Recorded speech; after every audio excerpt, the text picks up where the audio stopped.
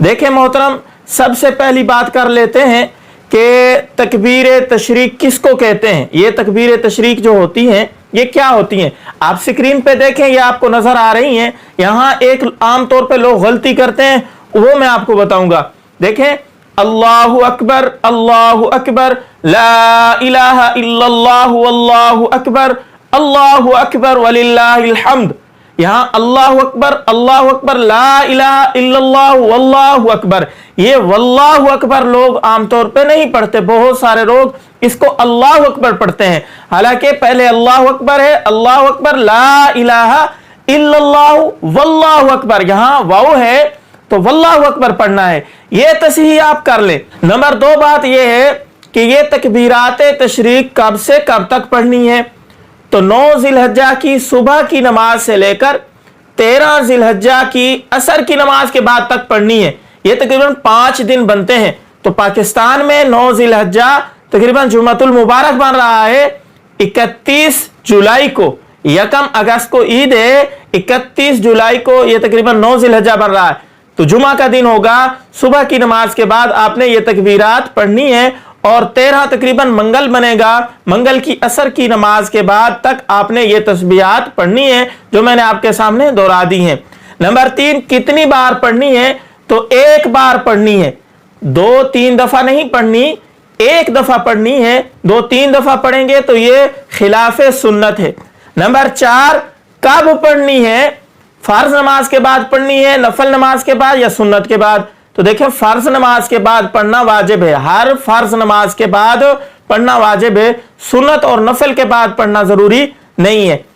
Number 5, कौन कौन पढ़ सकता है, तो मर्द हजरात भी पढ़ेंगे, औरतें भी पढ़ेंगी।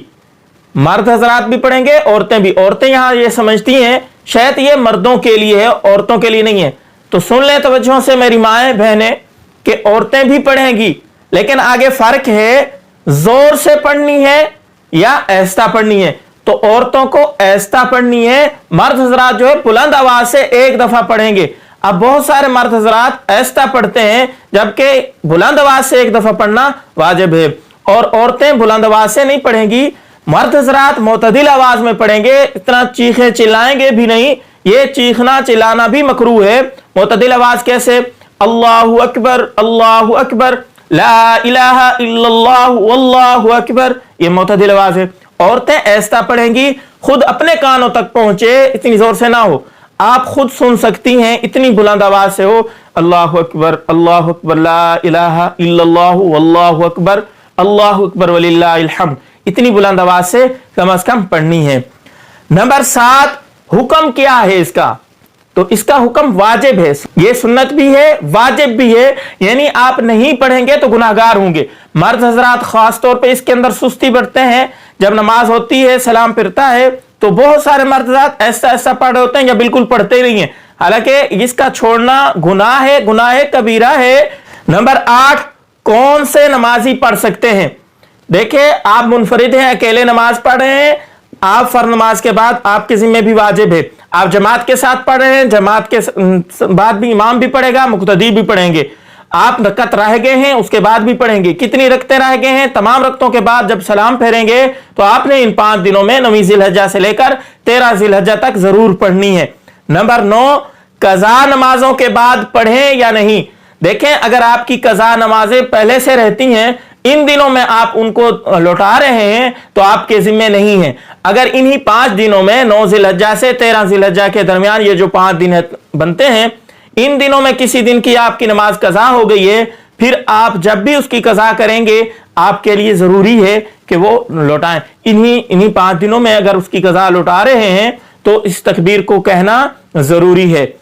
अगर भूल जाए, एक शख्स है सलाम फेरा, उसने तकबीर कहना भूल गए, तो इसकी कज़ा है या नहीं, इसकी कज़ा नहीं है। हाँ, अलबत्ता इतना है, उसी हैयत में अगर आप बैठे हैं, उसी जगह बैठे हैं, अभी तक तस्बीहात दुआ वगैरह कर रहे थे, आपको याद आ गई तो आप दोहरा दें। पहले पढ़ना भूल गए थे तो अब दोहरा दें। अगर उस वक्त याद नहीं रही, आप उठ के चले गए, या खातिन हैं घर के अंदर मुसल्ला वगैरह लपेट लिया, उन्होंने साइड पे रख दिया है, अब काम वगैरह में मशगूल हो गई हैं, तो अब इसकी कज़ा नहीं है, नहीं लौटाएंगी। वरना فرض نماز کے فوراً بعد بلا کسی سے کلام کیے آپ نے یہ تسبیحات لوٹانی ہے، دہرانی ہے، اور اگر رہ جائیں دعا کے دوران یا تسبیحات کے دوران یاد آ جائیں تو دہرا دیں، اگر اس کے بعد یاد آتی ہیں تو پھر آپ کے ذمہ نہیں ہے، اس کے اوپر توبہ استغفار کریں۔ امید ہے آپ کو ویڈیو اچھی لگی ہوگی، سمجھ بھی اچھی طرح آ گئی ہوگی۔ اس ویڈیو کو شیئر ضرور کیجئے گا، ثواب کی روح سے انشاءاللہ آپ کے لیے صدقہ جاریہ ہوگا۔ دعاؤں میں یاد رکھیے گا۔ السلام علیکم ورحمۃ اللہ وبرکاتہ۔